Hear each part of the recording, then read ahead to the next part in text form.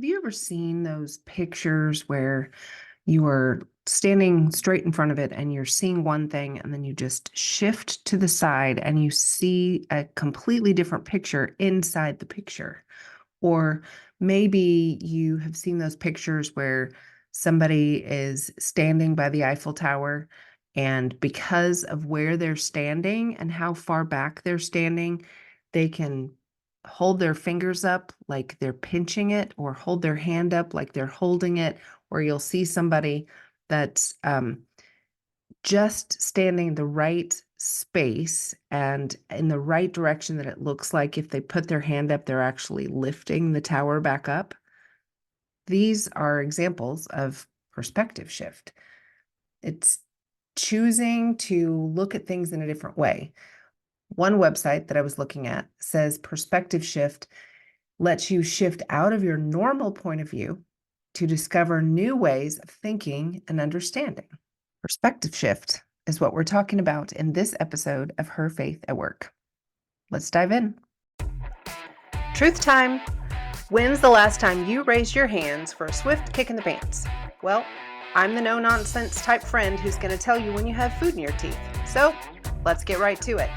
This is your infusion of sacred and secular, calling you higher into who God created you to be, how intimately faith applies to every part of your life, and how you can live that faith walk every single day in the marketplace. I've felt the tension of separation of church and state. I've been one of a few women at a table of men for decades, and I've stood my ground. Are you ready to do the same? These tools, resources, and interviews are meant to do just that. I'm Jan Touchberry, and it's time to share Her Faith at Work. The day that this episode drops is actually my 36th wedding anniversary. Happy anniversary, babe. I love you. But had you been looking at us and overheard the conversation that we had on the very first day that we met, no one's perspective would have been that 36 years later, we would be happily married with 4 kids, 2 grandkids, and 1 on the way. It just was not a thing. We did not like each other very much. But something along the way made us shift our perspective and go from, I don't like this person, to, I think we could be friends. And then later shift our perspective even more to, maybe this could be more than friends. I am truly thankful that the Lord shifted our perspective. And I know that in so many other situations in life, by being open-minded to a perspective shift, it has completely changed the way that I look at the outlook of things, and has really changed the way that I'm experiencing the situation. I'll give you another family example. There are 2 camps. You're either a messy or a tidy. How do you know where you land? Well, you probably know based on your organizational tendencies. Do you need a clean desk, or are you okay with the chaos? Do you have to have everything put in its place, or does laundry all over the floor right next to a laundry basket not really bother you? In fact, you just don't really see it. I am a tidy. However, most of the members of my family are not tidies, at least in the areas that I would like them to be tidies. Can we just say it that way? And it has caused angst over the years. My husband and I cannot office together because I have to have everything in its place. My desk is usually very put together and everything needs to be just so in order for me to actually focus on work. But he can work just fine in chaos. But I don't understand that. Like, literally, my brain does not comprehend how his brain works. I always think it should be my way. My way's got to be the right way, right? Because it's the way that makes sense to me. But one of my favorite examples of a perspective shift that happened in our marriage is he called me and he asked me to go into his office. And he said, babe, I need you to go into my office and I need you to look on my desk. And the third pile over from the left, about halfway down, is a business card. And I need you to get it, and I need you to read me the name and the phone number that's on that business card. And I walk in there and I'm literally thinking to myself, how on earth am I going to find a business card in all the chaos? But I'll be darned if I didn't go to the third pile from the left, about halfway down, exactly where he said it would be, and find this business card. Because from his perspective, he knew exactly where everything was. And if I had gone in there to try to clean things up, it would have totally messed things up for him.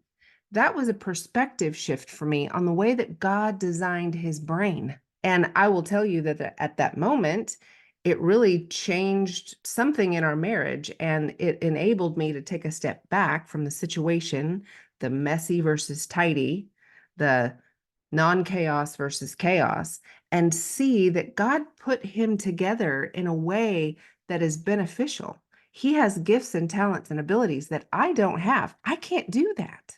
But had I not been willing to take a step back from the situation and look at how God made him differently, the perspective wouldn't have changed, and I would have been stuck in my ways, and it would have continued to be a cause for tension and angst.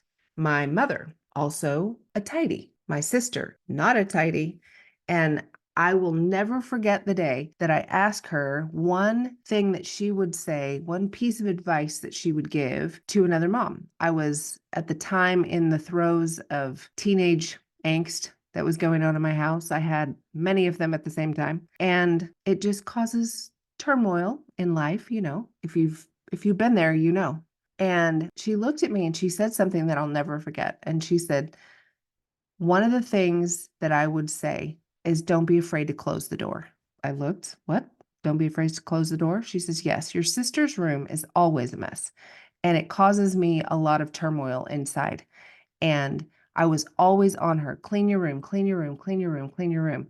And it got to the point where it was actually affecting our relationship.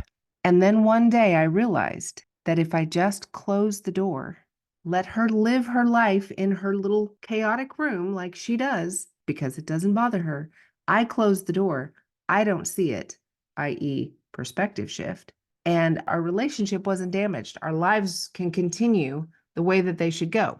Now, does that mean your children never have to clean their room? No, it doesn't. I mean, come on, people. You live in a house, you have to do the things that you don't like to do sometimes. You don't always get to be a messy. You have to clean the toilet when people are coming over. You have to clean your room when whatever, fill in the blank.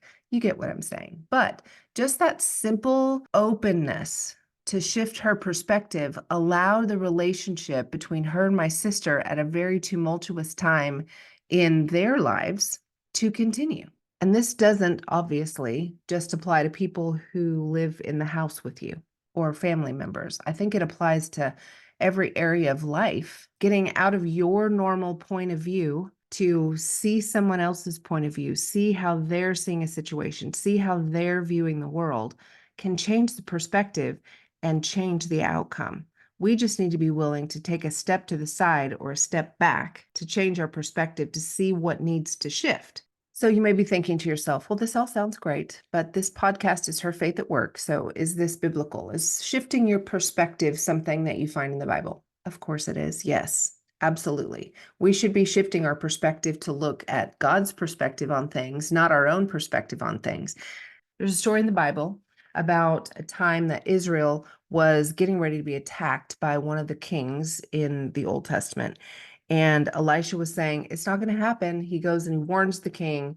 And Elisha's servant is freaking out because all he can see is this king and his vast army coming against them with no way that the Israelites can protect themselves or win.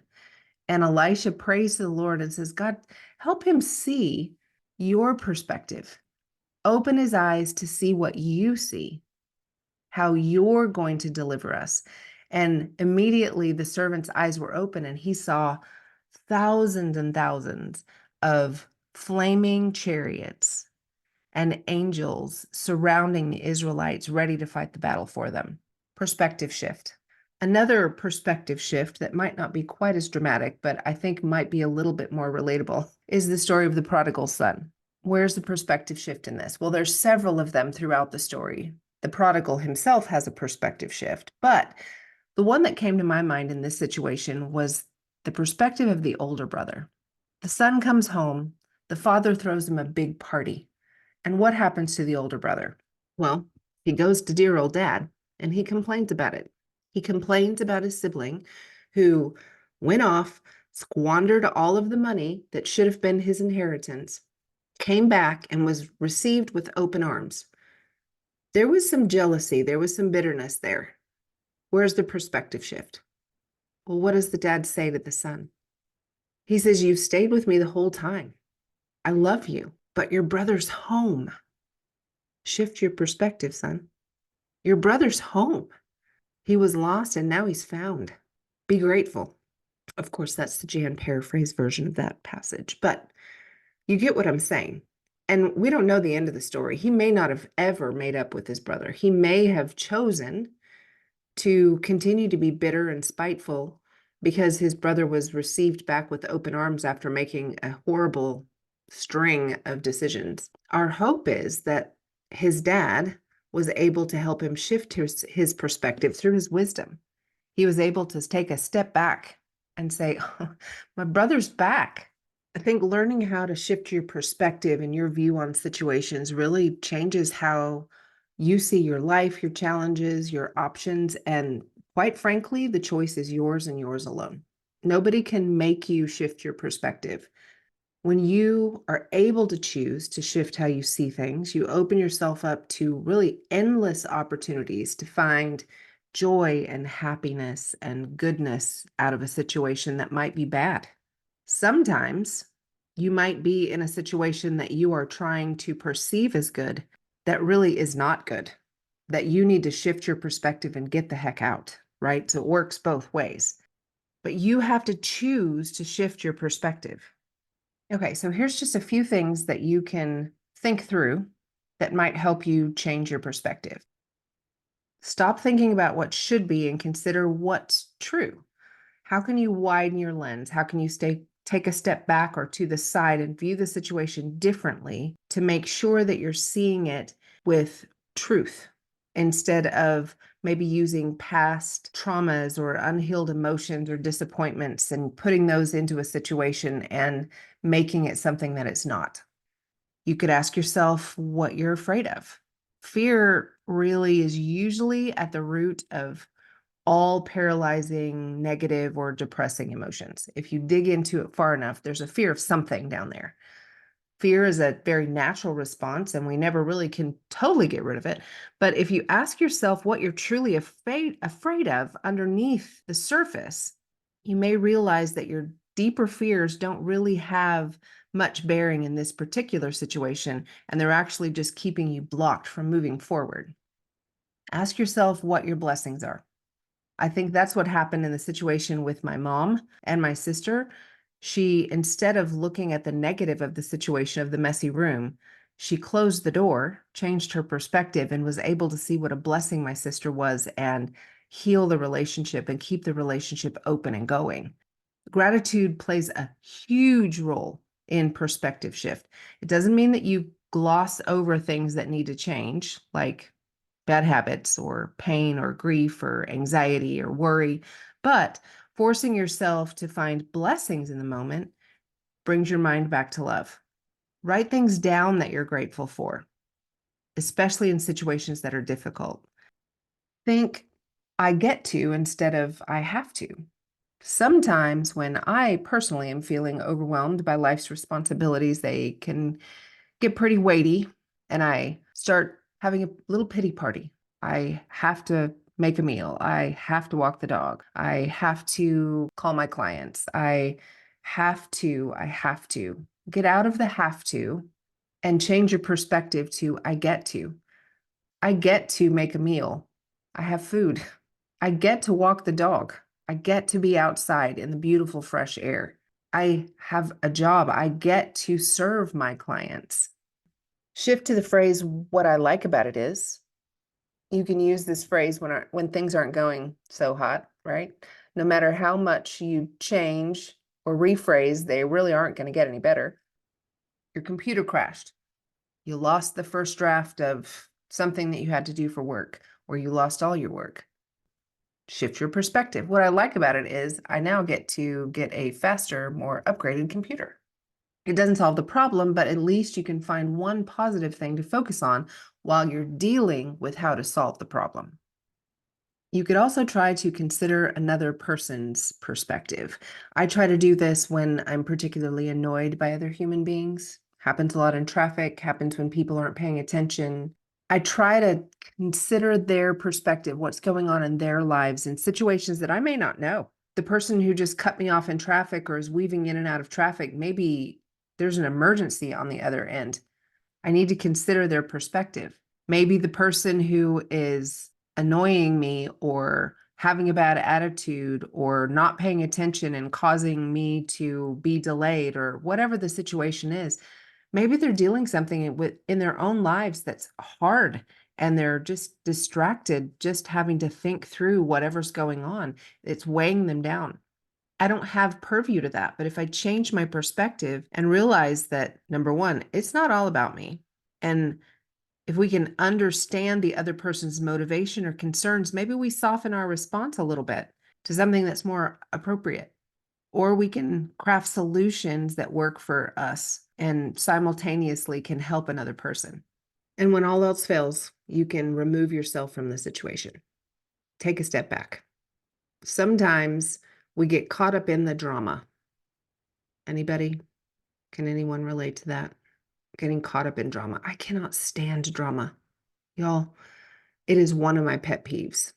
It's also one of the reasons that typically throughout my entire life, as I look back at it, I tended to be better friends with boys than with girls because there's just inherently not as much drama. I chose to take myself out of the drama. So maybe in the situation, you can step back and step out of the drama, get another perspective. It doesn't mean that you can avoid situations all the time completely, but you could take enough of a step back that you can see things the way that they are. Again, going back to the what is true, kind of weed through some of that drama to have that perspective shift and change the dynamic. So what does the Bible say about changing perspective? As Christians, we know that life can just stink sometimes. It just stinks sometimes. It can be overwhelming. And when things that are hard come up, it's so easy to allow bitterness and anger and unforgiveness and fill in the blank negative emotion come in and really affect things. It can leave us feeling stuck and wondering why things are the way they are. But in challenging times, those are the times that you really need to have that perspective shift. Instead of focusing on the storm around you, you need to focus on the one who calms the storm. So here are some verses that you can think about. Maybe if you're not driving, grab a piece of paper, write them down, and just have those in your back pocket for when you need a good old-fashioned perspective shift. Romans 12:2 says, "Do not conform to the pattern of this world, but be transformed by the renewing of your mind." This is going to encourage us to not blindly follow along with the world, right? Renew your mind by thinking about God's will, God's way, God's perspective. Proverbs 3:5-6. Trust in the Lord with all your heart and lean not unto your own understanding. In all your ways, submit to him and he will make your path straight. Instead of solely dependent on our limited perspective, our limited human understanding, we need to ask God to show us what he sees in the situation, what he sees in the person, and allow him to shift our perspective. Philippians 4:8, this is actually one of my favorite verses. Finally, brothers, whatever is true, whatever is honorable, whatever is just, whatever is pure, whatever is lovely, whatever is commendable, if there's any excellence, if there's anything worthy of praise, think about these things. Messy, tidy. I could focus on the messy, or I can think about the good things, the things that are worthy of praise. Shifts my perspective. I use this verse a lot when I think about people that are always stuck in the negative and they can't seem to get out of that, shifting their brain, shifting their mind, renewing their mind, creating those new neural pathways by thinking about what's honorable, what's just, what's pure, what's true, what's lovely, what's commendable. Our world is so negative, y'all. It's so negative. I can't even watch the news. When I encounter people who are negative and focusing on the negative, my first question to them is, how much news have you watched? How much of worldly TV have you watched? Versus thinking about the way that the Bible says to have perspective. What's true? What's lovely? What's commendable? What's excellent? What's praiseworthy? Shift your perspective. There's a lot more verses in the Bible that you could look to that have basically the same type of message, seeking his kingdom, his will, his ways in all the situations instead of our own will shift our perspective and change our lives. So as you think about shifting your perspective today, I'm just going to ask you to do this. Just sit with the Lord for just a minute and ask him what situations in your life you need to experience a perspective shift. Where does the way that you see the world need to change and shift to the way that the Lord sees the world, and that he needs you to get on board with the way he sees the world? What situations is he asking you to take a step back and see through his eyes and not your own, in order to make the changes that are necessary for his will to become fruition in your life? Is it easy? No. Will it be worth it? I bet it will. Thanks for joining me for another episode of Her Faith at Work. If the Lord put someone on your heart that you think needs to hear this message today, will you just smash that share button? And if you haven't already followed the show, I would love for you to do that. Super extra points if you hop over to Apple Podcasts and leave us a review. That helps the algorithm pick us up and drop us right in the AirPods of people that need to hear what the Lord is saying to them today. I hope you'll come back for the next episode of Her Faith at Work. The podcast comes out every Wednesday. And if you look down in the show notes, I've even got a couple of free downloads for you that I think you will really enjoy. With that, have a great week. See you next time.